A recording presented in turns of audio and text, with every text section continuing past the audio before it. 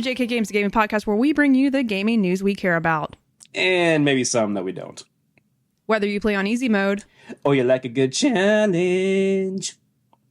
This is a show where we'll try to level up your gaming knowledge. Pew, pew, pew, pew, pew, pew, pew. God, is this Kayla? Is Kayla actually here? Kayla told me that her husband's birthday was today, but I think she lied. She's actually just here. I don't know. That didn't make sense, but you get what I'm saying. She's like, I gotta hang out with him, but he's here. Or she's here. This is Kayla. She astral projected from Hunter's birthday. Yeah.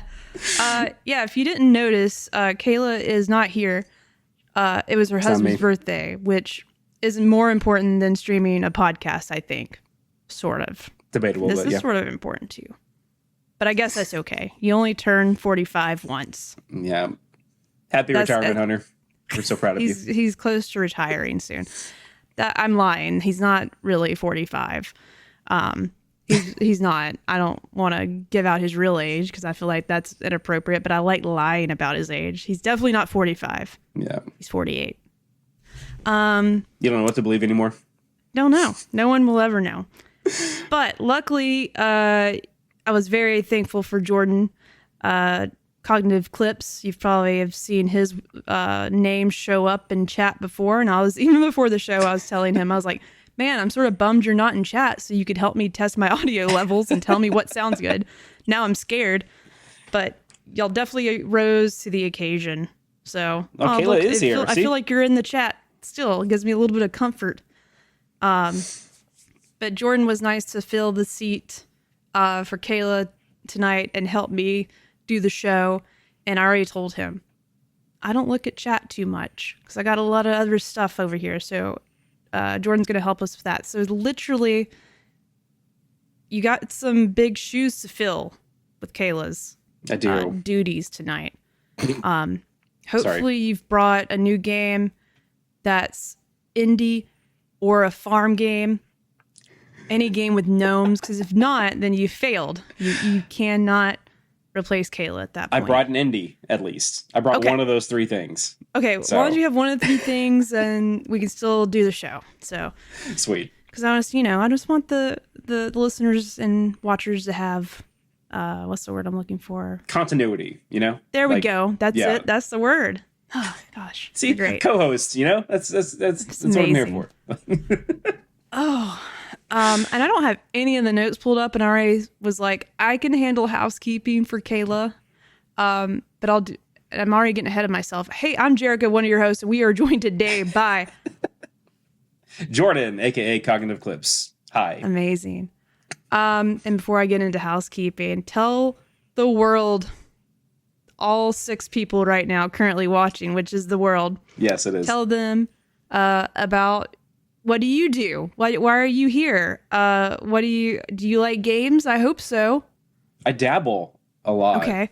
So yeah, I have a channel over on YouTube, Cognitive Clips, believe it or not. And I'll do mostly video essay style content, but occasionally throw up some, playthroughs or early access or, just early game impressions of things like that. So if that's your vibe, go ahead and jump over there. Otherwise, you may have seen me on Spotlight Games and or JK Games, or the collaborations between both of them for the fantasy draft that we did last year, which was a ton of fun. So you'll find me over there and on socials. That's where I be. And don't sell yourself short. I will say this. One thing that obviously beside his just always showing up in chat for us, being a big fan of our show, Jordan does have great content as far as listen, just go back and watch our Sea of Stars episode. It was phenomenal. Jordan, you're just really good with words. That's one of the skill sets I wish I had. And narrating and talking through, debriefing a whole entire game in a very, a shorter amount of time. It's hard to do, especially if it's a game that you love and it's crammed full of content. How do you summarize and get the point across?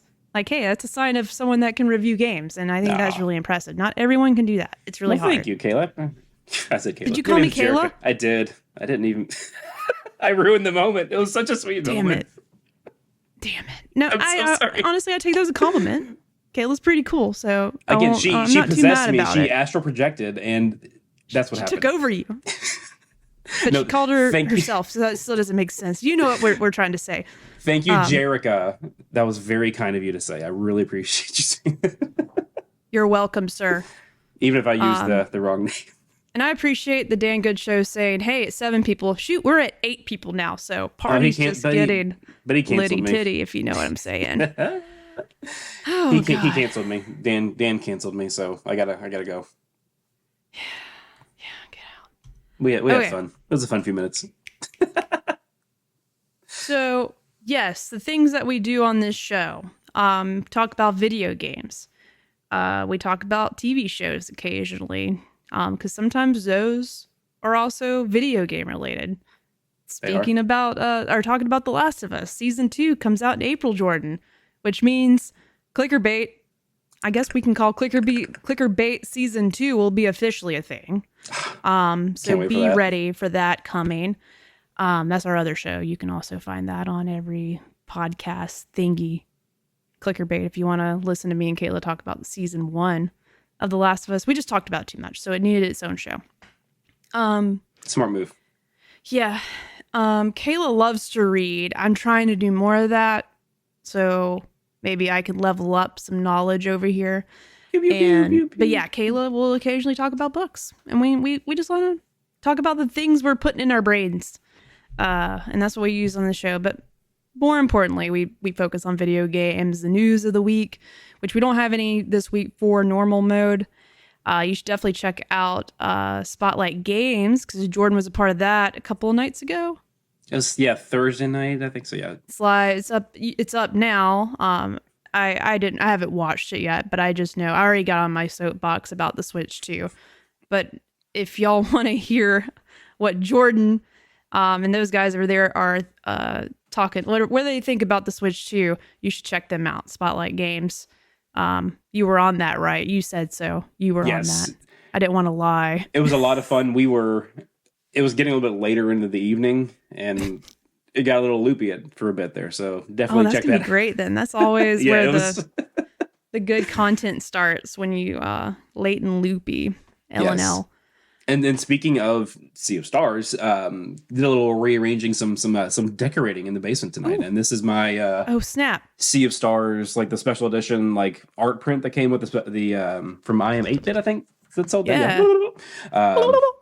But a nice, very expensive $8. Sorry, very expensive frame to put it in. So yeah, it's up there with the other. I like it. Yeah. Is that a gold frame? You said. It is, yeah. Real gold? Solid gold. Nice. 40 carats. Whoa, it's a lot of carats. Yeah.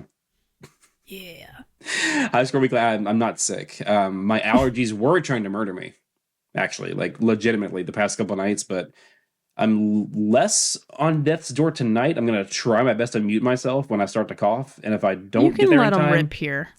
We're not anti-cough. Like, cough on this stream. If you're gassy, let them rip. Like, let them rip. It's fine. Good to know. It, if anything, makes everyone feel like, oh yeah, we're all human. We all have to cough and fart, so we're fine. Let them rip. But yeah, that's a little bit about JK Games. You can follow us everywhere at JK Games Podcast on all the social media platforms. And I don't know why I always say social media platform. I'm a true millennial, unfortunately.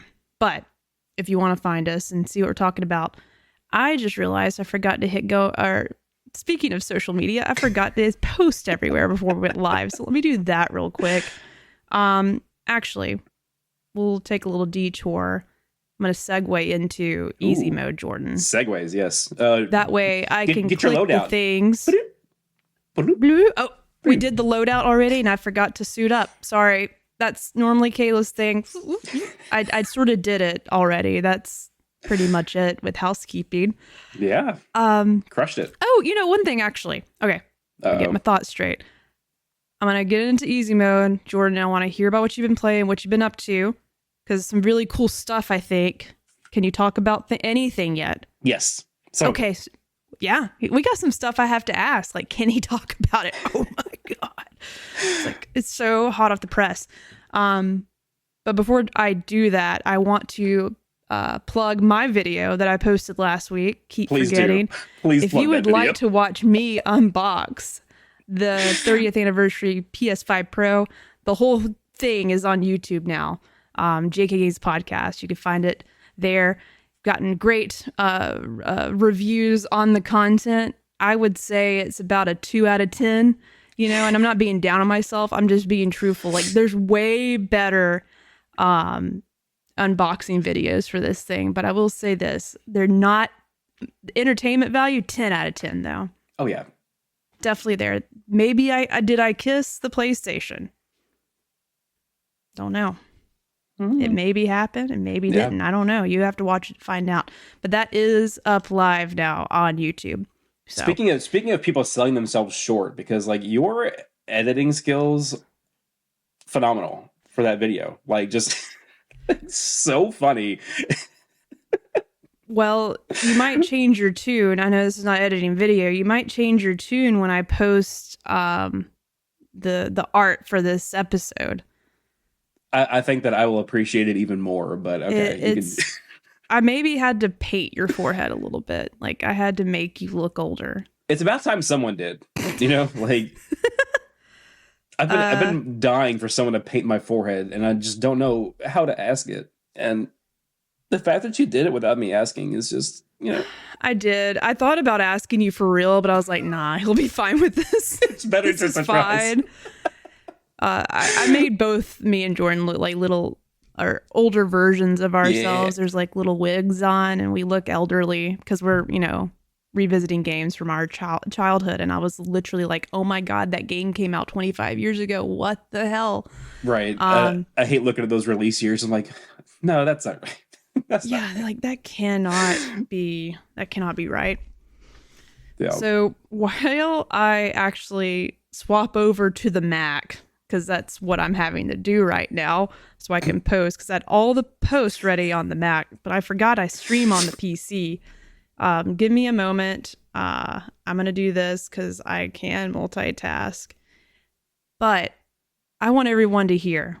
Jordan, what have you been playing? It could be casual. It could be professionally playing. It could be anything. I want to hear about it. Yes. For easy mode. For easy mode. Yeah, it's been a couple things. So I did finally, with sales and stuff at the beginning of the year, picked up Metaphor Refantasio. So I've been like hopping into that here and there. I know you and I talked a little bit. I did also get to pick up Dragon Age Veilguard at the end of last year. So I'm like, you know, jumping back and forth between two large games. Yeah, that's a tough one. Like, I don't know why I did those this to two games. But they're both fantastic. I'm like probably 40 hours into Veilguard, maybe 30 into Veilguard, and more about like 10, 11-ish into Metaphor, and loving them both. Having a blast. But I'm going to have like a little moral of the story here for this one. Okay. Okay. So for anybody out there who is a creator of any kind for like video game content, I am by no means a big name at all. Like, not at all. I've only been doing this for like a little bit over a year. You're big to me. Okay. Oh, thank Just wanted you to know. And like Little Miss Kind of Funny Games Daily, like I'm still baffled. Every time I do, if they ever ask me again, I'm just gonna wear a diaper finally, because like I'm just always ready to shit my pants. Like my heart rate, my watch notifies me multiple times when I've been on Kind of Funny, like at least 3 times my heart rate exceeded the norm. But you wouldn't know it listening to you talk. Thank God. And I mean that. Thanks. But there are a couple of sites that are completely free to, you know, register for, to like sign up for or whatever. One of them being Keymailer. And you literally just, you make your account and you link your Twitch channel, your YouTube and stuff like that. So because of that, I was able to snag a copy of Hyperlight Breaker for free. I was like pre-approved because of my YouTube, which is only hell yeah, like 240 subs. Like it's not even like, you know, any huge number, like especially compared to some other people that I know. Yeah, so I played a couple hours of Hyperlight Breaker. Kind of got to get in the early access build. I posted a little impressions thing. It was actually like 1 a.m. this morning. Stayed up really, really late for a millennial. My body was not ready for that. My daughter still woke up at like 7 o'clock. It was kind of a nightmare. So probably shouldn't have done that, but here we are. I wanted to get it out there to hit that sweet SEO, but yeah, like if you're interested in games, though, just sign up for sites like that, because you never know. There's different ones will have different criteria. Like there's also terminals.io, and I've never been approved for anything through them yet. It's been a while since I've signed up for it. But yeah, like never hurts to just sign up for a free thing or send an email, just like, hey, I'm interested in your game and it'd be cool to talk about it, kind of thing. So as far as a little snippet of my impressions of it, it is really tough. Yeah. Hyper Light Breaker, I mean, it's like I died so often. The very first time that I like went into this world, it's for anyone who doesn't know, it's a sequel to Hyper Light Drifter, but instead of being that 2D isometric style, it's fully 3D, and it's also roguelite.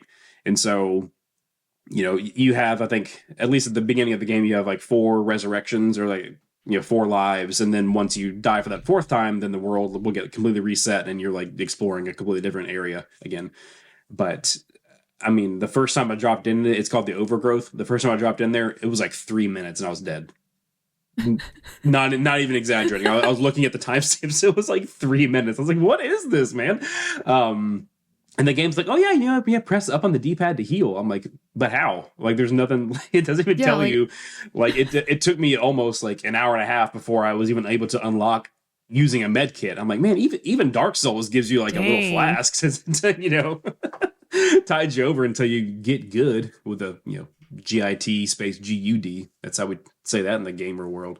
Yeah, it is. But yeah, I mean, if that's up your alley, definitely give it a shot. I think it's again, it is early access still, so they definitely have time to fix some of these things, and it's got a good blueprint, good skeleton to it, as I kind of phrased it in the video. But yeah, it's not something that I'm probably going to put too much time into when it's this difficult for me, because I'm not that great at those kind of games. But yeah, definitely worth looking at if that is up your alley. So, my girlfriend actually played the first one, and I always get the names. Ever since the sequel got announced, I'm like, I don't know what the first one's called. Hyper Light Drifted. Ooh, that's how I'll remember. Skirt. I watched her play it a little bit, and it always looked really pretty. It's just one of those that I didn't get my hands on. When I heard they were going to announce the sequel, is it a story sequel at all? Or is it like a brand new story in that universe? I don't really know for sure. I never actually played the first one. If I understand correctly, it might actually be a prequel. Oh, okay. So it's kind of like a separate, anything. Same world but different story kind of thing going on. Okay. From what I understand. But yeah, when I saw the announcement when it was going 2D, I was like, that's cool. That makes me really excited, because something similar is happening with it's totally different type of game, sort of. But Moonlighter, that's what I'm thinking of. Moonlighter. Its sequel is going to be 3D. I forgot about that. Yeah. Yeah. And it looks really good. And that I didn't play I didn't finish it, or I don't even know if you can beat that game, but I played enough of it to been like, this is definitely worth the money. This is fun. I am excited for the sequel. It looks good. I feel like that comes out this year. I think it's like in a couple of months. Was the first one on Game Pass? Because I know that I played a little bit of it, gave it a shot. Funny enough, I played it on the Switch. Okay. Yeah, and I think that's why I played so much of it, because I could have it in my hands. Pick it up, take it anywhere. I am going to be upfront about something. The whole time you've been talking, my monitor that's in front of me will not turn on, so I can't do anything.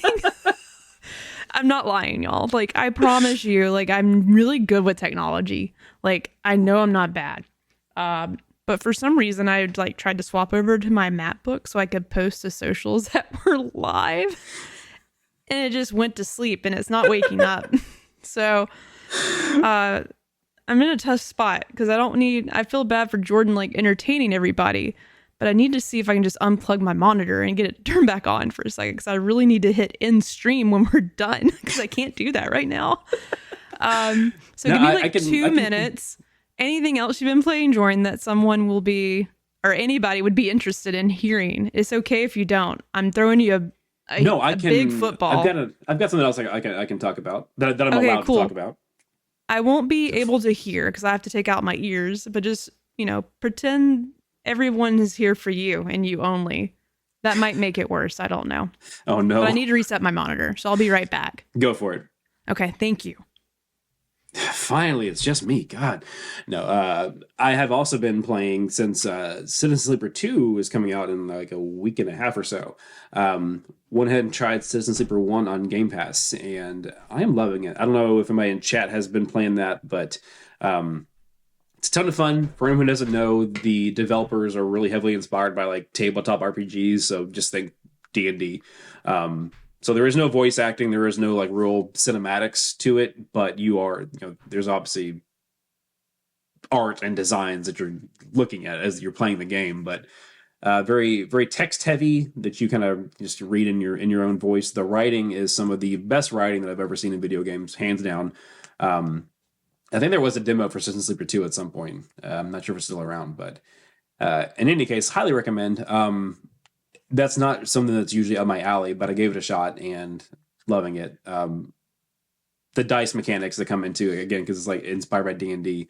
When you're going to be having a conversation or trying to, work an odd job for money, you're just inputting one of your dice that gets rolled at the beginning of the day to, test the probability. And it's the type of game where it doesn't really have a fail state. There's no like save scumming involved for things like this game where if something goes wrong, it just tells you how it went wrong, and then you kind of live with the consequences, which I think is a pretty cool thing to do for video games, because usually it is like, oh, I messed it up, it's going to go back like, an hour and try it again, or I'm going to go back, 5 minutes, or it'll just give you a game over. But this game is like, no, you sucked. Live with it. And she's back. I'm back. And I was just give them the it's working. I was just giving them the rundown on that the first Citizen Sleeper, because it's on Game Pass. So I was playing that recently in anticipation of the second one coming out soon. So should I play that? Do you think it'd be something I would like? You sort of getting an idea of the games I enjoy. Maybe. I mean, because it is very narrative heavy. I think I've seen some people not like a 1-to-1, but I've seen some people compare it to games like what's it called? Crap. The really, chat, help me out. The game from a couple years ago that was really like popular, and it's the same kind of thing where you're rolling dice kind of to. Is it Disco Elysium? Yes, thank you. I don't know why I forgot that.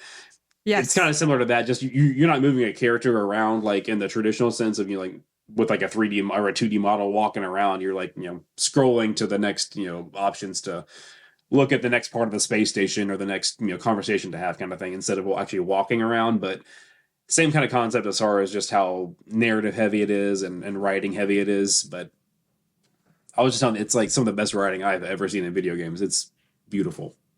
So okay, yeah, if I might check it out. Yeah, again, it's on Game Pass, PC Game Pass, and Xbox Game Pass. So that's how I was checking it out, and I liked it enough that I bought it.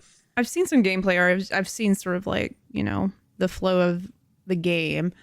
I feel like that might be a really good game to actually play, like in handheld, because I got the Asus little. Oh yeah, Ally. I bet it would actually. I don't know why I did this. I got that. So that might be a good game to play on that. I don't know. I think it would be. Like, I halfway considered buying it on the Switch, but I was like, if it's already on a laptop, I'll just keep playing it on that. Yeah.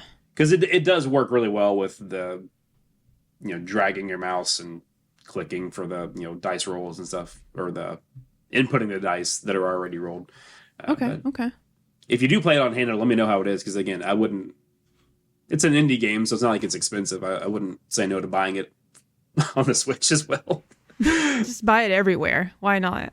That's kind of what I did it for Sea of Stars. But it was worth it. I think I've done that for a few games myself, so yeah. Zero appearances by Jordan on JK Games without mentioning Sea of Stars. That's fine. It's like, I every episode I talk about The Last of Us, it just ends up happening. There it doesn't is. even make sense for the conversation, but I just still bring it up. Okay. I'm not in, I can't, obviously, for some reason, I don't want to say this live because it sounds really bad, but I think my Mac went to sleep. So I don't think anything's wrong with it. So anytime I try to go over to the Mac to post, hey, we're live, I can't, my monitor goes to sleep and it just doesn't come back on. So I'm afraid to do that again. Oh, no. So I'll just send that out later. Sorry, Jordan, the world does not know we're live and you can't see my beautiful art yet. That's okay. I mean, I can do it live. I'm just, I'm we'll not one that can talk and multitask, because if I don't, I'm going to post to the wrong account. Here, I'm just going to do it real quick. Everyone's probably like really wanting to see this art that I prepared for our stream. I'm dying to see it. She apparently, each flag, if it's not Sea of Stars, it's 9/11.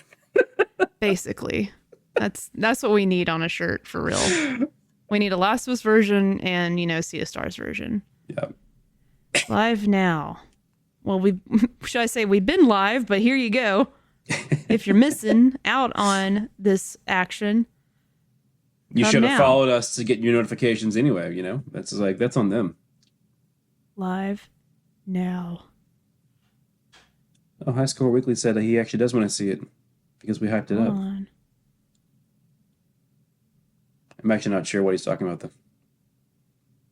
See, now that's stupid. Yeah. Oh, my God. I really need my Mac to, wake up, because for some reason, links don't work, which is always a freaking shame. I've got a link you can borrow. Do you? See? Where? It's right there on the wall. That's Link. No one else can see it, Jordan. I'm the only one that can see it. Wait, really? Yeah. Oh, no. All they can see in frame right now is just... Okay. Thank you. Yeah, you did it. It's dangerous to go alone. Take this. It truly is. That's not a lie. I can tell a story about that if you want me to talk while you're doing links. Tell your story real quick, Jordan. We when our first child was to be coming into the world, I thought it'd be cute to just be like, Facebook poll, like, do you think it's a boy or a girl kind of thing, but instead I was like, is it going to be Link or is it going to be Zelda? Which some people took to mean that was going to be the name of the child. I'm not that. I could nerdy, see that. guys. Like, I could see that, though. I mean, I could see it. I could see it. But within a pretty short time frame of us doing that, I think I actually photoshopped once we got the ultrasound back that it was a boy. I photoshopped the Master Sword from Wind Waker. That's the kind of cartoony one into the ultrasound picture. But I found that at Target. It was just this little very small square frame thing of art from the very original. So it's I have to have it now. It's got to be done. I'm about to yell at my girlfriend because I need her to wake up the Mac. I don't want to leave you by yourself again. But now my monitor will not turn on again. It's just no source. You're not going to look at anything. Audrey, can you wake up my Mac? Thank you. She already knew. She's like, I'm coming. For some reason, it went to sleep. And I don't know why. I tell it to stay awake forever. Would you call it a citizen sleeper? You would. Oh my gosh, we have light. I saw it. Not plugged in.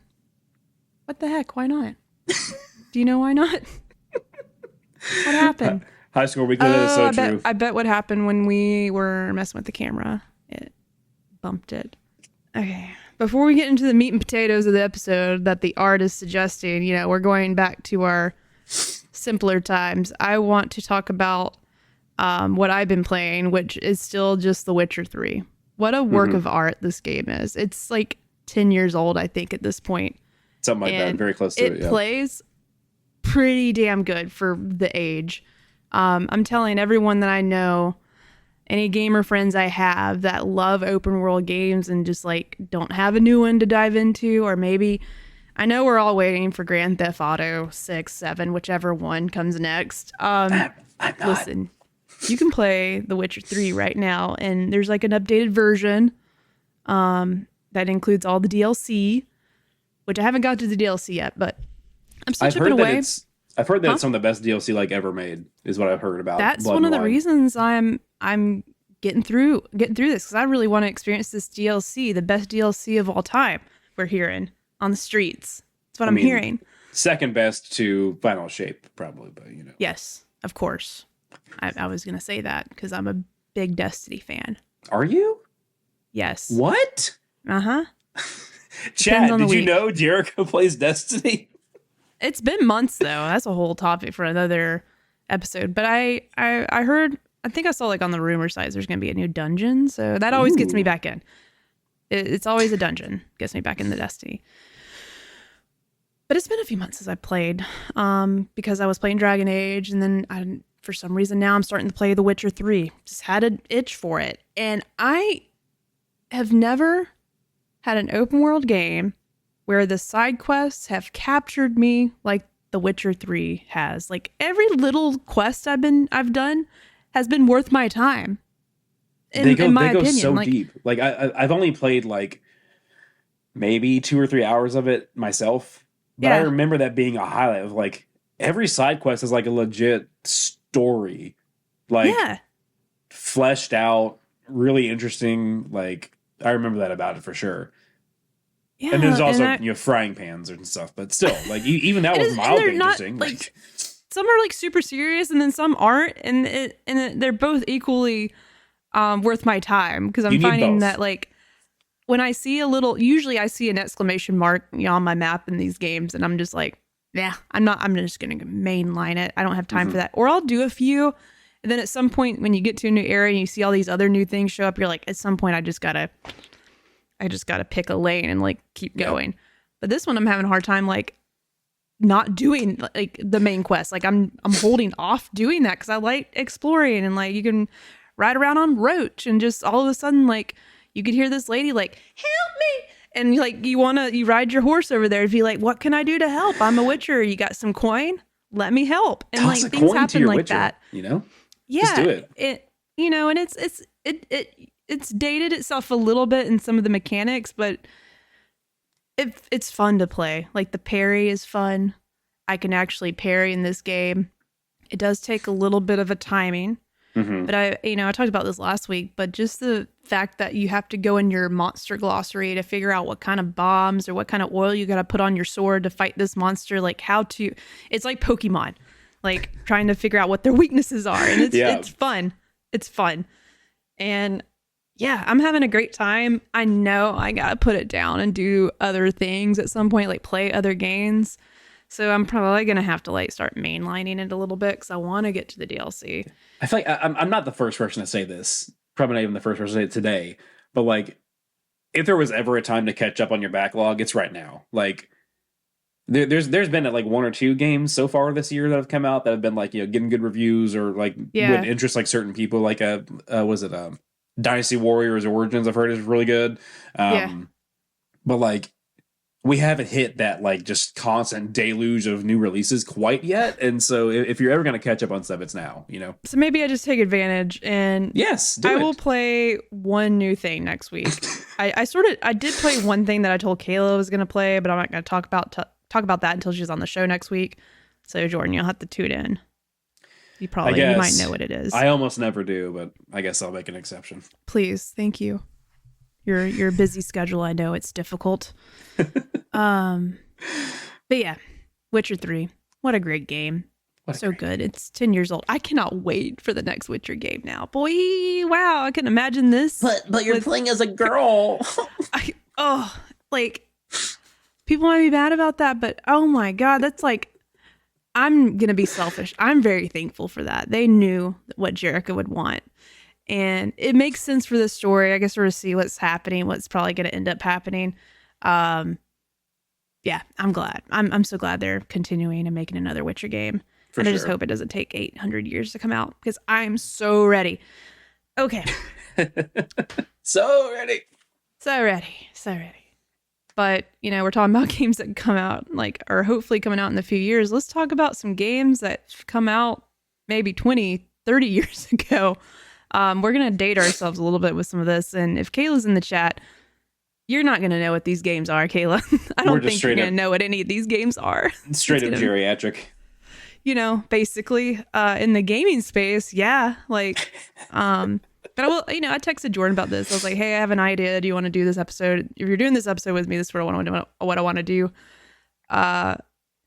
But I was like, it might date us a little bit. But you know what? I'm thankful we grew up in the time we did. Because we were in the golden years of gaming. For real. Like, I just remember getting a PlayStation 2 for Christmas. And that was like, that moment is just stuck here forever. And like all the games I played on it were just so good. And just experiencing that as a dumb little kid was just amazing. So can I tell you, this is a complete sidetrack. This is not on the docket. So my brother and I, he's 3 years older than me. We got a PlayStation 2 for Christmas one year. Oh, nice. Except the thing was, one morning after my parents had like gone to work, but we hadn't left for school yet, like either walking or the bus or whatever, he decides to start like looking around for any hidden presents. And we had a garage, and there was a refrigerator in the garage, and it was like one of those ones that there's like like benches, like kind of almost like a like workstation kind of an area in the garage too. He just like climbs up onto like the countertop and looks up on top of the refrigerator, like behind these boxes that are always there, and finds our PS2. But it's like weeks before Christmas, and so like we had to just oh my god go like, for the Oscar on Christmas morning of like oh, I would have been, I don't know, like I was just a really excited child, and I still get really excited about stupid stuff as an adult. Like I don't think this little kid would have been like shaking in her boots knowing that there's a PS2 in the garage or whatever, wherever you said it was. Like I would have been so tempted to open it and look at it, plug it up. I can't. I know we didn't plug it up. Back to where it was. He may have opened it. I know we didn't plug it up though. But yeah, that was wild. Like for some reason we cannot seem to find the my dad was always the one to like oh, hold on, let's get the camcorder up before Christmas morning. So like hold on a second here. We can't seem to find that video, but I wish I could, because I was just like I was way trying to oversell it. I was overacting. Oh, that's like, I wish I could have. Yeah, I'm sad. Like, I was like, I'm sad it wasn't recorded now. I know it was recorded. We just can't find it. Damn. Okay. So yeah, you gotta look for that. It's gotta be on a tape somewhere, right? Somewhere, yeah. A floppy disk. I don't know. Floppy disk. So what me and Jordan are gonna do? We'll do it this way, Jordan. Like I'll present a game. Yep. And you'll present a game. We'll sort of go back and forth. I have 5. How many do you have? I think I jotted down like 6 or 7, but I can keep it at 5. Like I can cut a couple. I mean, we can throw in your extra 1 or 2. It doesn't matter. But these are all games that I just sort of like. I went through some lists because like there's a few that I will name that just are always stuck in my brain. Just like that was really fun to me as a kid. And not that every one of these games hit that category, but it was also just like, that's such a strange game. And then it usually has a cult following though. Like it's wild. Some of these games, like, so even as a dumb little kid, like I was playing some bangers. Like I was playing some true banging games that maybe got a little underrated, a little underrated.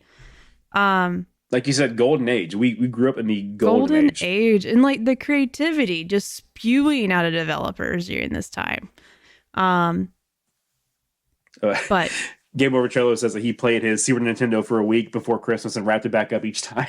Beautiful. Man. My dad apparently so my brother was going to get that for Christmas when I was still like probably 3 or 4, like can't quite remember it kind of age. But my dad like hooked up the Super Nintendo and was playing it before Christmas, and my brother knew enough to know like, hey, that looks like the plug-in for the Super Nintendo, and he was like, what are you talking about, son? I don't know. But yeah, I've got mine ready to shoot the links over to you whenever the time is right. So let me get those tabs pulled up again. I have my special tabs. Yes. My tabs. My special tabs. I get these pulled up over here. I think I need to just like look at the stream to see what like the B-roll that you're going to show. Oh yeah, that's a it's good fine. point. No, it's totally fine. Damn it. I forget about that. Yeah, it'll be fine. Let me swap over to the vid share. No, that's the arcane episode. That's not what we're doing. Where'd my other one go? Arcane in the Sorry, Membrane. y'all. I'm really struggling. Okay. Let me see YouTube. There we go. My first game. I'm just going first. Sorry, Jordan. I'm just queuing it up. No, and then you send me your next one. Okay. Yeah, my first one's already in the chat, so you're good for my first one already. Okay, great. I didn't resize stuff before we went live, so no Jericho audio. She's saying, huh? No audio for you right now. What the heck? Oh, I know why. Hold on. She's on it. She's on it, chat. Thank you. The audio curse. Yeah, I forgot to add the source to this scene too. How is it now, chat? Can you hear? Not yet. Beacon, add source. I should be back. Are you here? Can they hear you? She's saying no. The Solo Jordan podcast. They should be able to hear. Yeah. Okay, cool. Now, yes. Cool. Okay, cool. I forgot to add my source to this scene, and we're even like, let me fix this. I didn't do any of this part like I normally do before the show, so bear with me. For this game, I'm about to educate you on a game called Fin. It was for the computer. That's what I said as a child. Like, I want to play this computer game. Yeah. It was for the computer. There was the computer and the Nintendo. Those are the only systems. Nintendo. My Hewitt Packard. Ooh, oh yeah. Packard Bell. No, go even way back. Packard Bell. Not to be confused with Hewitt Packard. I'll do one better. Gateway. Yep, there we go. Ooh. They look like cows. Why? It was so cool though. They were. We had one. It was awesome. Cow box. All right. So this first game, it's a little ahead of its time. And I've talked about this before, but I haven't talked about it with you, I don't think. This game is called Fin. It was a virtual reality pet game that would use your microphone, which I know this day and age sounds very like easy, right? Sure, you can do this kind of stuff on your phone now. This was way ahead of its time. Listen, it's the hot new pet. Wow. Let me tell you. It was like a dolphin bird, like this if you go, I think this guy, I didn't listen to his video, but Lazy Gamer Reviews did an unboxing of this game. That's a video. There's not much footage of it, so I had to find this video to prove to yourself that it was real and not a fever dream. Exactly, because it really is one of those things. I'm like, did I really experience this? So, but it is what it is. It's like a virtual pet. Apparently, you could talk to it. My memory is vague with this, but I just remember it was like a dolphin bird. It was named Fin. It's a dolphin bird. Dolphin bird. What the heck? Fin, and you could say like, "Come here." Dolphin bird. You could feed it, train it, but it was using the microphone. And like, this is early 90s. Okay. Yeah. Like, unheard of. I don't know. Did you have any game like this on your computer? No, I did not. With a microphone? But it is like a Tamagotchi, whatever, little gigapets that we had. Like, this is it on the computer. I'm gonna be honest though. I don't know if it ever worked for me. Did it ever work for anyone? Who knows? You might have to watch this guy's video to find out, because I would say, "Come here, Fin," and it would never do anything. I do know that, like, this is obviously a few years later, but I remember that Hey You Pikachu, like, notoriously did not work. It was supposed to be the same kind of thing, like a built-in mic kind of a situation, but like. So I guess maybe this maybe was how we got Hey You Pikachu. You know, someone had to look back at the past. It was like, hey, do you remember that Fin game where you could pick your locations according to this video, and like it's got the weather conditions. So I guess Fin wouldn't come out like during certain types of weather events. Oh. You had to go looking for it too. This game was really boring. Like, if you play this now, it's probably the most boring ass game. But I just thought it was cool because you could talk to it, and it didn't do anything. But man, little Jerica was just like, this is my best friend right now. You know? Yes. I love Ahead of its time. But this is the first game I picked. It's a thing I think about occasionally. And I'm just like, it probably didn't work for me, honestly, because I didn't do the microphone test. I just saw that there's a microphone test to maybe make sure Fin can hear you. Or Fin was just an asshole and didn't listen to me. So equally possible, either one, But that's my first game, Jordan. I know. Hopefully I educated you. You did. That you didn't know about. That was heartwarming, heartbreaking. Fin. That's where it's at. I keep cracking up because Fin was also that like weight loss drug that killed people back in like shit, no way. I did not know that. It was not spelled the same way. But like well, there you have it, folks. Fun fact. Fun fact. All right, I'm getting your video queued up now. Yeah, I had to do one, okay? Because I know that no matter where I go as far as like my own channel or podcasts, I'm always going to somehow bring up Metroids and Metroidvanias. So I had to do one. Because Super Metroid is still one of the best games like of all time.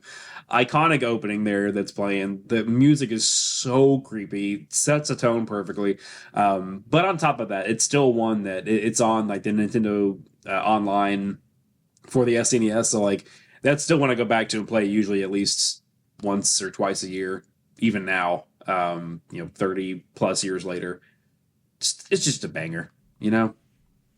Just an all-time banger. Well, maybe I should play it.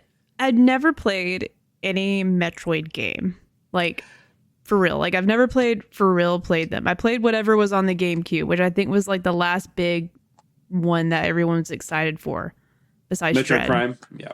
Yes, I played a little bit of that, but it wasn't my cup of tea at the time. Mm-hmm. But you'll probably get. And when did that come out? GameCube was Metroid Prime. I think was 2002.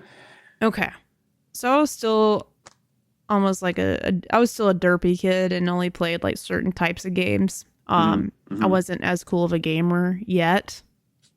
You'll see from my games that I've picked this evening. So I should definitely come back to this at some point in my life. Yeah. And plus there is the Metroid Prime remaster on the Switch that's like so good that you would have thought it was a remake. Like as far as how much better it looks, how much like it runs so smoothly. Okay, so, I remember this now. I remember when this was getting some excitement from folks. Yeah, and anyone listening in chat now or listening back later, especially Patrick, because I know he'll have words to say. Just be proud of how restrained I'm being right now, and how much I'm not just gushing about everything Metroid. So yeah. Why does this game stand out to you so much? Again, like, what's the thing that pulls you back? Like, if you can pick one thing. It really is just one of those games that's just that well done. Like, the atmosphere is so perfect, and, like, the gameplay is enjoyable, especially for someone who just, I grew up on it anyway, but it's one of the games that actually stands the test of time, because sometimes, obviously, like Fin, you play a game as a kid, it's like, this is the coolest thing ever, and then like you go back and you're like, wait, how did I even move to the next screen? Like, how did anyone do anything with this game? But like, they really, what do the kids say, that they cooked? They really cooked with Super Metroid back in the day, and like, and they've kept so much of the same, formula for other games, not only for the Metroid series but also just other Metroidvania games like Prince of Persia: Lost Crown. Like they, Super Metroid and the Castlevania games at the time walked so those games could run, kind of thing, in my opinion. Beautiful. Thank you. I should write poetry. Well, if chat earlier, he was speaking in French. And he was reciting poetry, I think. That's what he told me. And it sounded beautiful, so it could have been. He also could have been calling me bad words. I don't know. I was doing neither. I was badly trying to say that that I knew some French from studying in college. He said a lot of things, though, in French, so I don't know if I believe him. Tu parles un peu de français? Oh, there he goes. Wee wee. All right, are you ready for my next big game? Wee wee. It's not for the Wii though. Sorry, it's not for the Wii. I didn't. That would have been a great transition. That would have been. Do you have one for the Wii that you can just I know like it's not segue spelled into the right same now? way because the Day and Good Show spelled it out, and I know. I just want people to know that I know it's not spelled that way. Wee wee. But maybe for a big chunk of my life, I thought it was, but not anymore because I'm sophisticated. Right. Wee wee escargot. Mm-hmm. So my next game is another PlayStation. Well, Fen wasn't for PlayStation. I have a couple PlayStation games. This was for the PS1. Okay. And of course, we're all familiar with Mario Kart. I had an N64, but it was a little bit after, like, first impression. What do you call, like, in Twilight when the wolf, what's that called? When the wolf sees somebody? Imprints. There you go. I imprinted. That's where I'm going. I imprinted on the PlayStation first, y'all. So primarily I'm playing on PlayStation and a Sega Genesis. And then when it stopped being a baby, you groomed it and married it, I guess. Yeah, which is so bad of me. But I did kiss a PS5 Pro last week, so... On camera for all to see. Yeah. Or did I? You have to click on that video to find out. You'll never know until you click. So this next game, Mario Kart, we talked about that a second ago, but this is PlayStation's attempt at making a Mario Kart game. And I don't know if you've ever heard of Motor Toon Grand Prix. Okay. If you haven't, now you have. And you're definitely missing out. Like, phenomenal racing game. So say the name of it again. Motor Toon Grand Prix. Motor Toon Grand. That sounds like so vaguely familiar. She do got deep cuts, High Score Weekly. She do got deep cuts. I'm cutting off the video's cut off a little bit, but I will say this. This is one of those theme songs. We all have themes or music that's stuck in our heads from our childhood just because it was so catchy. The theme song to this game is never going to leave my brain. Like, if I see the name of this game, I'm like, meow, meow, meow, meow, meow, meow. I don't know the words, but I know how it goes. It's so good. It's like a meta concert. Listen. That was mesmerizing. This game is so much fun. I played the hell out of this game. And this is a little suggestive. She's in the shower. As you can tell, a little spicy. It's a spicy racing game. Okay? But all the characters are super unique. They're all cartoonish, Motor Toon Grand Prix. And similar to like Mario Kart, like each character and vehicle sort of drive a different way. I feel like that's probably pretty common in racing games. Yeah. You got your heavier vehicles, lighter vehicles. This game's cool. There's even some aliens and they have a spaceship. That's fun. Like, it goes pretty deep. There's not just cars. There's a motorcycle and a spaceship. So very neat. The racetracks also incredible. Like, there's almost like their version of Rainbow Road, and is it a clone of Mario Kart? A little bit, but it's got its own flair. And there's some of the characters you can see now. Speaking of Rainbow, High Score Weekly says that this game was your awakening. Yes, it was. There's a lot of signs, and if I'm looking back, I'm like, this makes sense. This game's really fun. You should watch the gameplay if you have an emulator, which I think that's illegal. Sure, play this on your PlayStation at home if you have it. Yeah. It's a good time. It might even be in the retro collection. Who knows? Probably not, because I don't know if some people know about this game. Emulation itself is not technically illegal as long as you're dumping your own ROMs from games you own, which all of you are already doing for that. Yep. That's what we're doing. So, Okay, I'm going to bring up something that's sort of strange that I used to do as a child. And I did this in Diddy Kong Racing too. I'm a weirdo, I promise. Like, I don't even have to promise I'm a weirdo. I promise I'm not a weirdo. That's what I want to say. But I also am a weirdo. But like in this game and like Diddy Kong Racing and probably some other games like that, when we got to open world games, my mind was blown. But I used to be so like, I was an only child. I had some friends. I wasn't too super lonely, but I had a really good imagination. And as a child, like with this game and others, I would make my own stories and ride around the map. Like I just remember like I'd get in this car and like I have to go pick up my friend and I wouldn't even race. I'd just be driving to environments. At some points, I even figure out how to get out of the map, like out of the racetrack. And like I went on this train track that was totally not even a part of the racetrack. Like I was breaking this game to tell stories. Okay. That's beautiful. Like, one of the characters need to pick up their kids from school and I was trying to help them get there. Like it's that kind of weird shit. And I did that a lot in Diddy Kong Racing, which is not going to be on this list, but it should have made it because that's where I learned to play, or I learned to fly an airplane. Did the same thing in that game. Used to come up with my own stories and just play in that story in the world. And then open world games came a thing. And I was just like, no one needs a story in a game. I can make my own. Didn't have to imagine anything anymore. Yeah. It was just all there. Anyways, Motortoon Grand Prix, the nostalgic feels are just hitting me hard with this one. So apparently Kayla and High Score Weekly both did that. So okay, cool. I'm not alone. Me and High Score Weekly have talked about this. I think he's like the only person I've told because I could feel like he'd be in the same boat. But now I don't feel. I didn't know Kayla's in the same place as me. All right, cool. Jordan, did you do that at all? Did you make your own stories up when you played games? I mean, I can't like picture having done that, but it wouldn't surprise me if I did. What I do know that I did was like, again, have an older brother. And so like we'd be playing with our toys and he'd always just want to like, bash them together and like, someone's going to win, someone's going to die or whatever. And I'm like, let's just all be friends, let's just I don't care friends. that it's, we don't have to fight right now. I don't care that it's Magneto and Gambit. Like, just like they're friends now. Okay. They're friends. Let's be nice. Come on. Did I pick those characters for a reason? Because I was teeing up my next clip? Oh, we'll see. We'll see. I'm plugging her in now.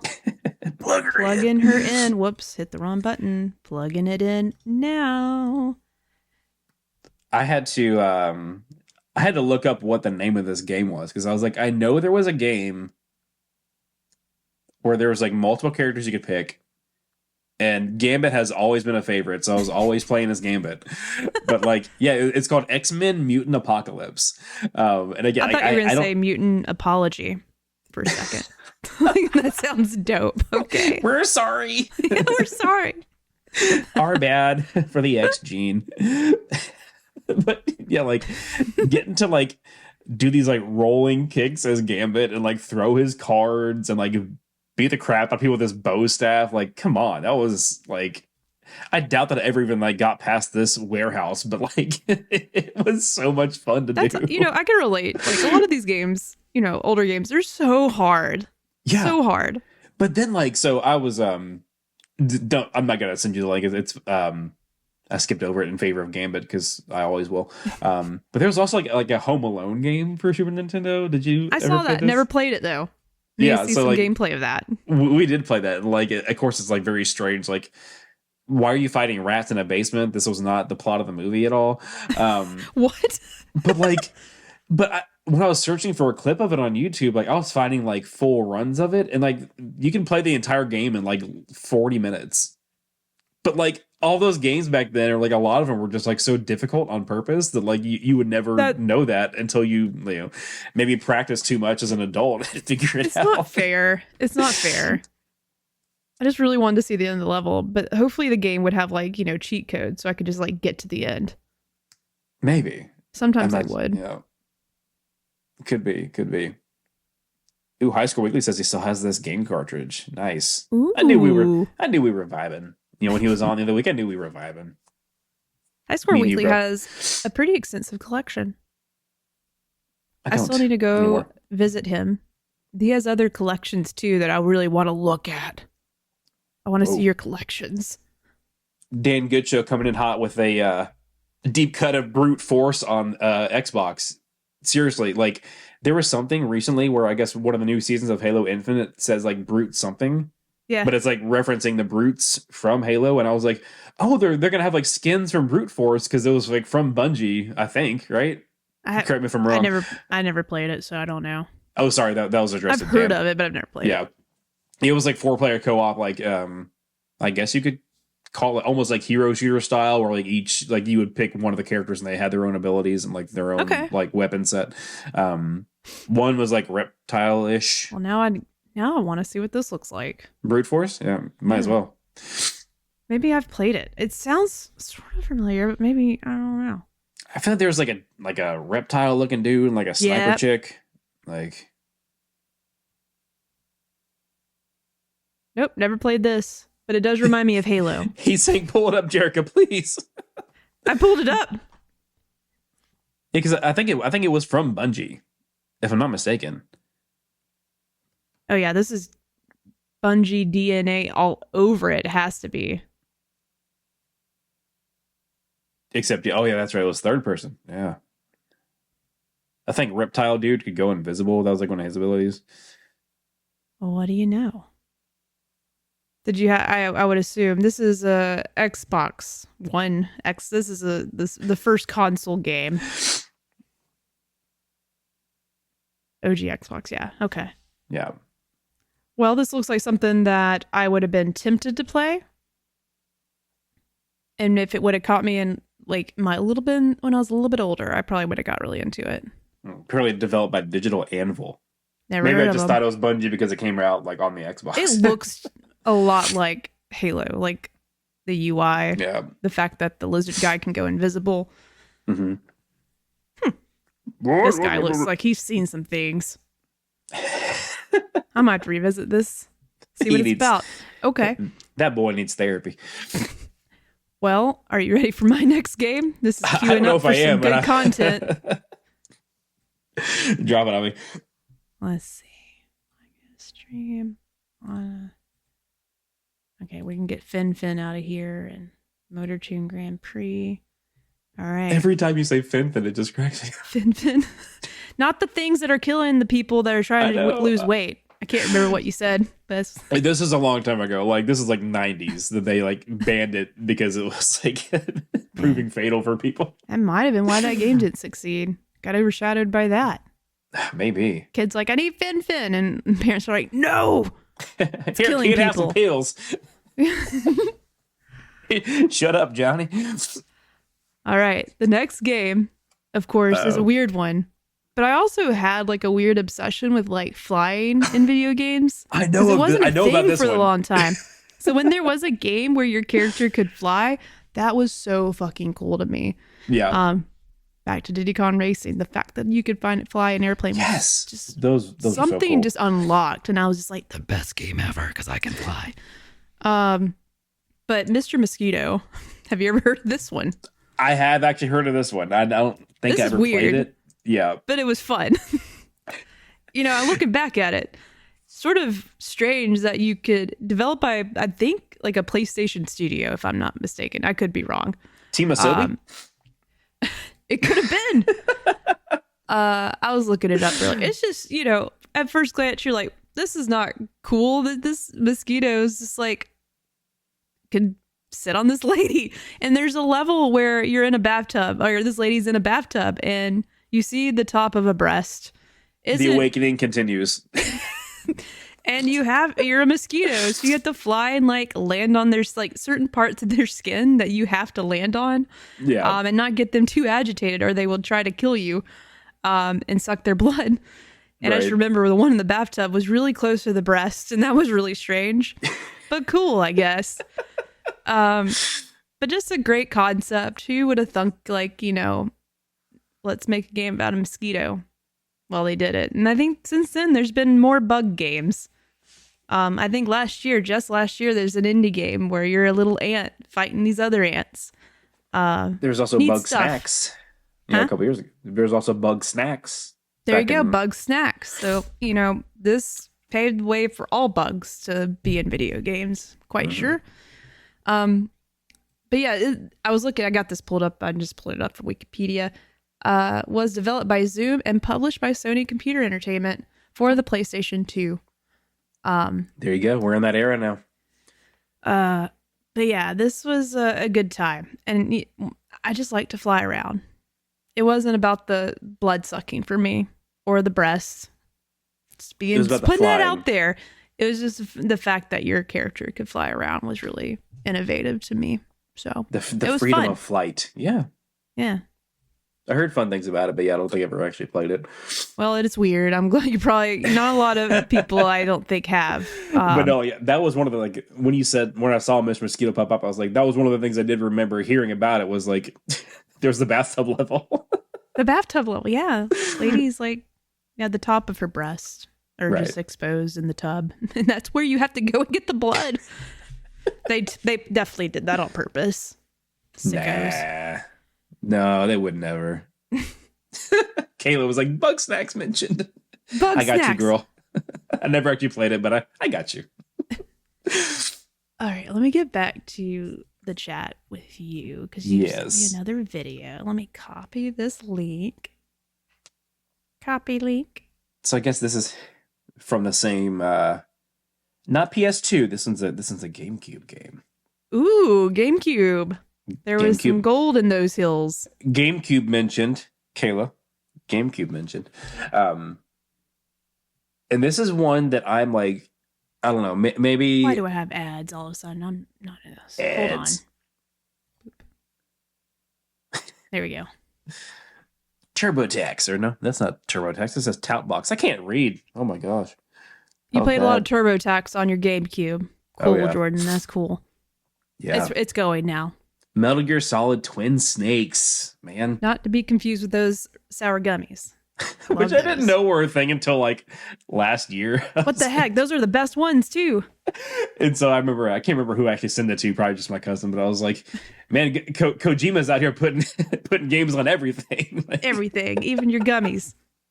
Nothing is safe from that man. But I actually did not have a PS1 growing up. I've already told the story about getting a PS2 for Christmas that one year, but I'd heard about Metal Gear Solid, and I played the demo and eventually got the game for Metal Gear Solid 2 for PS2 and really liked it. But they released Twin Snakes on GameCube, and like the glow up on this video right now, it is real. Like if compared to the PS1 graphics, and like when I was trying to find this video to link to you, I remember seeing people talking about it, but like a lot more unfavorably. But man, I loved it. It was like they'd incorporated a couple of the things from Metal Gear Solid 2, like being able to go into first person. That's neat. Yeah. I think it was like, stationary. Like I don't think you could like play the whole game in first person, but like when you could aim down the sights and not just, have your laser sight, from third person perspective. Which helps so much. Yes. Like it's nice to have in a game that you're doing the shooty shoots. Mm-hmm. And the espionage and whatnot. But oh man, I had such a blast with it. And it was like the cutscenes with like, did you ever play the first game, Metal Gear Solid? So here's the deal. The first Metal Gear Solid game that I played was 3, so Snake Eater. Mm-hmm. That's when I was finally started getting to the point where I wasn't playing dumb games like Mr. Mosquito. Fin. Like Fin, some weird games. Like I was like, Snake. Okay, like I want to play. Go shoot the guy. Something I feel like I played Max Payne, and that unlocked something for me, and I was like, God, I love a game with good story, dark tones, serious, and like after that, I went down a rabbit hole of just like really serious, dark tones, more mature games. So that's why I never got to some of the earlier Metal Gear Solid games. I think I was just a little too young to like find it fun. So when Snake Eater came out, that was the first one that I played, and that's what I imprinted on that experience as my Metal Gear experience. And I've become a pretty big fan of Kojima. Pretty big. Love Death Stranding. That's a fun time, and I just like his way of creating. It's just so strange, but it's like the best kind of strange. That's why I like him so much, because he's weird. Yeah. And yeah, Snake Eater was a phenomenal game. I tried to play the first Metal Gear Solid recently, and it's just really, really hard for me. Yeah. So I have a good friend, Cody. He's gonna actually like walk me through. That's why I have a mullet over here and a headband, because we're gonna be in character. I'm gonna be Liquid Snake, right? That's the snake in the first one. Mm-hmm. But Cody's played them all, so he's gonna be the guy in the coat talking to Snake, which is me, and help me play it. Sorry, that was Very a long nice. explanation for a simple question. You asked me, have you played the first game? You took us on a journey, and I appreciate that about you. So that's coming soon. But like, I don't know. I guess it's probably one of those weird rights things as far as why it's kind of locked to the GameCube. But like, I always wondered, especially, wasn't it just last year, maybe the year before, where they released the Metal Gear Solid Collection Part 1, where it was like the 3 games. Yeah, and it's yeah. just like, that's what I ended up picking up. So yeah, and it's just like the them. port, and it's just the port of the, or like, a slightly updated version of the PlayStation 1. And I'm like, but the GameCube one looked so much better. Like, because obviously it was like the next generation of consoles, and like I don't know, like it was, again, it's probably some sort of weird rights thing with maybe they had to outsource the remastering to a different studio, and it was one of those kind of things. But yeah, we, to my knowledge, have never seen the Twin Snakes version of the game anywhere else except for on the GameCube. Interesting. Good to know. Yeah. Man, so I really if you have hope that we live disc and you can dump the ROM on your PC, dump it. Dog. I hope we get to live in a world where at least like, so you've played a few, like out of all the Metal Gear Solid games, which one? I know we're getting the third one, Delta. We're getting that. Like, what would be the next? I personally have wanted the first one to be remade, like, so I can experience that for the first time. But that would be really cool. And is there one that you would rather them remake next? I don't think so, because actually my actual playthroughs of the games stops at 2. Okay. So I started Snake Eater. I think I like borrowed it from a neighbor or something like that. And like I don't know. I feel like there's a song in there that's like that. It's like it's like very James Bond. James Bond-esque, yeah. I love that so much. Yeah.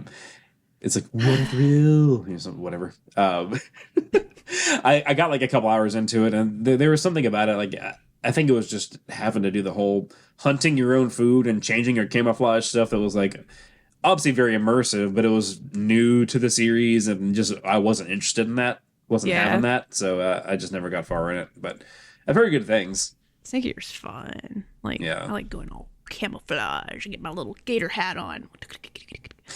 It's fun. I cannot wait to play Delta. Like, it's gonna be Audrey's first Metal Gear game to play too. Cool. Like, I can't wait for her to experience it. And technically, isn't it I believe it's the first one chronologically, right? Yes, it is. At least of the ones with Solid in the title. Yeah. Yeah. I do remember like trying to watch a video of like getting them all explained to me, so maybe I would understand what's happening. I've forgotten again, but I do remember that tidbit. I'm like, at least I played the one that tells the first part of the story. I'm pretty sure Donkey has a Metal Gear Solid explained video, which is awesome. Yeah, it's hysterical. Anytime he tries to like break down a series, it's always like, the best part is that a lot of the times he actually is just telling me what the lore is, but it's just so ridiculous that you think he's making it up. That's a fun time. I love his videos. That's how I like to start my breakfast or my morning, is eating breakfast and watching any of his new videos. I go back and rewatch so many of them. Just so we're not here all night, I'm gonna just say this one is my last one. Okay. And I've saved probably one of my favorite games. Like, this needs to be on one of my favorite games of all time, just because of how many hours I put into it as a young Jerica. If any of the games I mentioned tonight, I think for all of them I've said innovation, ahead of its time. This game truly is that, and I'm not just like saying it to be silly. Like, this game was ahead of its time, developed by what now is Rockstar North. Okay. Published by Take-Two. A lot of people don't know that. I didn't really know that until I became a gaming adult and I did some research. I am currently looking for a physical copy of this game to have on my shelf. That's why I love it so much. And this game, as a little game, is for the N64. And High Score Weekly is going to probably know what it is because I've talked about it with him a whole lot.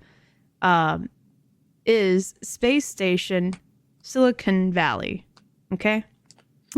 Let me give you the premise for this game. Please do. I'm not kidding here. This game is phenomenal. one of the best games ever made for the N64. Okay. You, the main character in the game, and his companion is like a companion but he dies. He turns into like a computer chip, and you'll like crash land on this planet, and the computer chip is what you play as. Okay. And I'm gonna get into it in just a second. You wake up and you get out of the ship. Your computer chip has discovered that it can hop into these other little animals and take control of them. Okay, that is innovative for sure. Like, and I'll tell you this: the game's full of puzzles, and literally any critter that you find in this game can be taken control of by your computer chip friend. And every single animal is like also like a robot, so they have like special abilities. Like the sheep can like jump up and float, the dog can bite. I know it's pretty simple, but they get pretty advanced. Like there's like this little robot mouse that like zips around super fast, and you have to hop into the mouse so you can zip over the ramp to get inside, to get the crystals or whatever, the magical battery balls. I don't know what they are really doing, but there's dozens of levels. This is like dozens of levels and so many animals that you can control, and like they're all unique, and it's so fun to explore this weird space planet and just trying to find the new animal that you can hop into and take control over. Phenomenal game. I put so many hours into this. Like, maybe I can scoot around. So this is just like the first level, and it's this very basic like tutorial level, getting used to the world. But I remember like the snow world. Here it is. It's like a little weasel thing. Everybody's sliding around. Like if you could, like there's like these flying pelicans too. I never figure out how to get them. But they were flying, and they could also. I remember like watching some gameplay like later on in my life, and I saw someone take like control of the pelican, and I was like, holy shit, you could fly in this game, and I didn't get to do that as a child. I need to do that at some point soon. Yeah, High School Weekly does remember this game. Some of the puzzles can break, and you can actually get stuck though. Yes, the game's not perfect. Yeah, you definitely can break it at times. And then Dan Gitshow brings up a good point that Super Mario Odyssey stole this.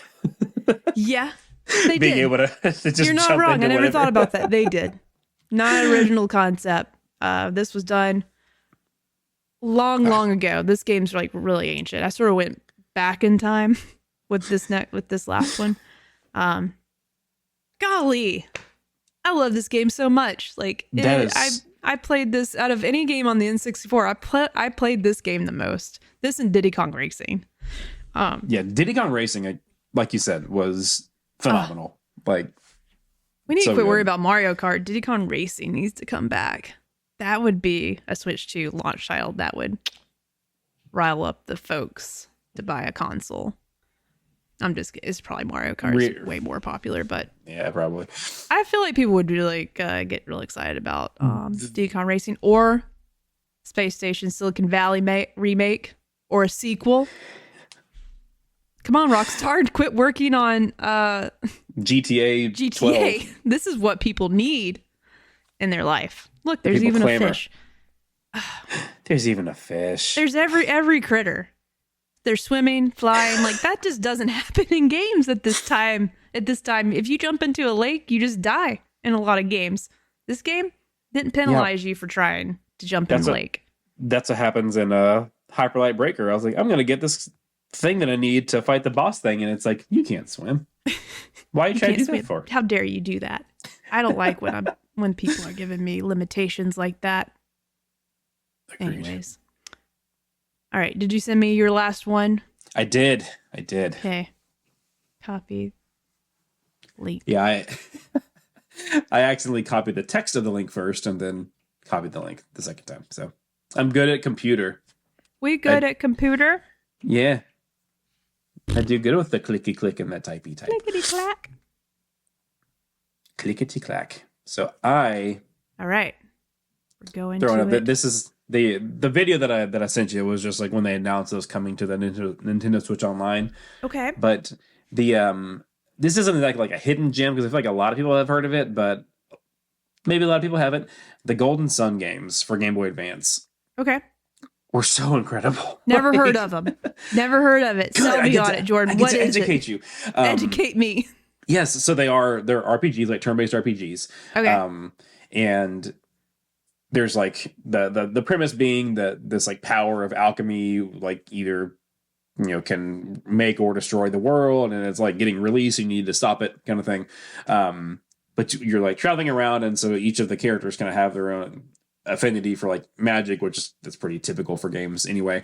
But there's things too that are more not elemental, like you'll be using powers to solve puzzles, so like you need to like use like the move power to like move the statue over to be able to jump across the gap, kind of a thing, or like using some of the elemental powers outside of battle, so like you need to freeze this puddle of water so that it turns into something you can jump onto, and then or melt a frozen thing to go through it. So there's a lot of like puzzle solving. The combat was really great, the music was awesome, story was cool. In addition to that, you would find these little, they were called like Jinn, like DJINN, all around, and they were elemental spirits, kind of a thing that you could assign to the characters, and like depending on how many you assign to each character and also their elemental affinity would like basically make summons, like increasingly powerful summons that you could bring into battle. So it was like a lot of really cool stuff, especially for like that day and age. And one of the things that I have never forgot, it's been so long, even when they came out on the Switch online, I was very excited to like jump back into it, but then I got not very far. But I have never forgotten since they came out when I was a tween, that like your spoilers for a very old game, like in like basically the prologue of the first game, you think that your friend's brother like dies in a flood, but then like half of the game you find out that he survived and that he's also kind of like working with the antagonists. No. Right? I know. But then like there's like some sort of confrontation at the end of the first game, but then when the second game picks up, you are playing as like that brother and like his like section of the party that kind of like broke off. That's not like cool. Yeah, not like the actual full-on antagonists of the first game, because you fight them for the final battle and they die or whatever. But yeah, like picking up the second game to start from like the not like evil, but like antagonist and the actual like definition of the word, of just like working against the protagonist kind of a thing. Like picking up a story with him and the other people that kind of sided with him as the first game came to a close was like really revolutionary to me. I was like, you get to like see both sides of the story, kind of a thing, like. Well, you don't. For its time, like you didn't get a lot of that. I would especially like, I feel like with RPGs, like a small scale like RPG. I feel like that definitely didn't happen as much. And I will say this too, like the graphics for this game, and I know it's probably for this version maybe looks a little bit better, but like I feel like it looks incredible for its time frame. Like it looked really good. It looked good. It did. Like the visuals are pretty dope. There's a little Jamie for like on the, you said the Game Boy Advance. Yeah. That's wild. It looks good. Yeah, and I mean, I knew like what you meant by small scale RPG because a Game Boy Advance game, but like I'm pretty sure the stories were still like a couple dozen hours. Like it wasn't like a knock it out in the afternoon, 40 minutes Home Alone SNES kind of a situation. It was like it was a pretty long, like pretty in-depth story, and like did some really cool things. I mean, you may even say that this series of games really set the stage for The Last of Us Part 2, How? Like playing as the antagonist after a certain period of time. Well, you're not wrong, actually. Okay, yeah, maybe. We'll have to call up Neil and ask him. Hey, did you get your idea from the Golden Sun? Okay. What were you doing in 2001, Neil? It's been done before. Well, thank you so much for bringing some titles to us that maybe the world needed to hear about. I feel like your list was definitely a more a list that would be worthy of like an internet article, But yours was a lot more educational. No, it wasn't. That was just showing people, hey, wow, Jericho's a weird little kid and played these weird games. But I will tell you, like, someone needed to play these weird games. So they did. But also explains why I didn't play a lot of great games when I was younger. Everybody's like, have you ever played that? I was like, nah, I was playing Mr. Mosquito. So. You were too busy trying to get your fish dolphin to listen to you. Yeah, Fin was just running away from me. So I'm just like screaming at the monitor all night. So what a dick, you know? Asshole. Nice. I forgot to do this on Instagram, but like I'll put up a poll and maybe read it for next week. But I was like, I like to hear from other folks. Like, what are some of those games from your younger days that maybe you played? And like I like to add the extra layer of like, is this a game that was really popular? Did like a lot of your friends play? It's always fun when like you play a game and you really haven't heard about it until you see it on one of those lists and you're like, oh my god, I remember that. No one talks about that game anymore. Yeah, it's sort of fun to see those games pop up and be like, oh my god, I remember that. I literally was like pulling up lists of like N64 and GameCube games. Like, there's got to be one in this list that like most people, you know, wouldn't have thought of to talk about, and that I played or whatever. Like, you know, and any kind of flying game is probably where you had me. Like, I almost added Pilot Wings to this list because that was such a fun game. And I feel like it got like remade or something recently, or a new one came out. That sounds vaguely familiar, actually. But Pilot Wings for the N64 was also incredible. I love flying in games. Haven't played the new Flight Simulator yet. I really need to get to that. And I just almost forgot about it. I might download that and play a little bit tomorrow. Fly some planes. Do it right now. I love flying. Flying's cool. It is cool.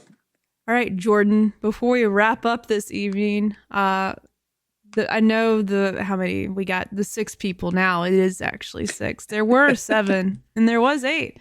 Where could people find you in case you're writing a review for a new game soon? Listen, we want to know. We want to be able to chase you and hear your thoughts. So yeah, I am. You can find me on Instagram, Blue Sky, and Threads at Cognitive Clips, and then YouTube, of course, with the same name for the channel. If you like to do the youtube.com/@cognitive-clips is where you'll find it. And there'll be something dropping. I think it's January 30th at around 1 p.m. Eastern.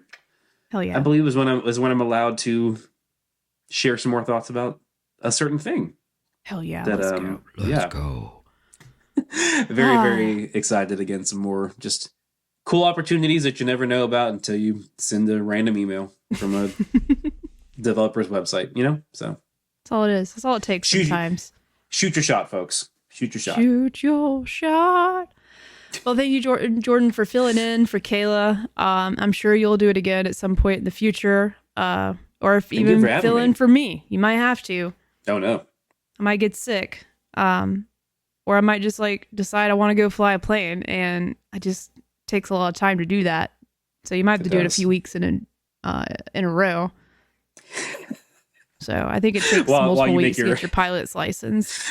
Around the world trip. Yeah. It's on my list of things to do before I die, is really get my like private license, like so I can just at least fly me and Audrey places one day. Like you can rent a plane, which is great. I don't think I could ever own one. That's expensive, but I would love to have rent a plane and just go to like New Orleans or something. That'd be cool. On a whim, just. I played enough Flight Simulator. I wish those counted as true hours for lessons. Or Pilot Wings. Or they should. Space Station Silicon Valley if you get in the Pelican. You should learn to fly. You should write a sternly worded letter. A lot of Diddy Kong racing. Your case. Okay. Let me fly. Let me fly.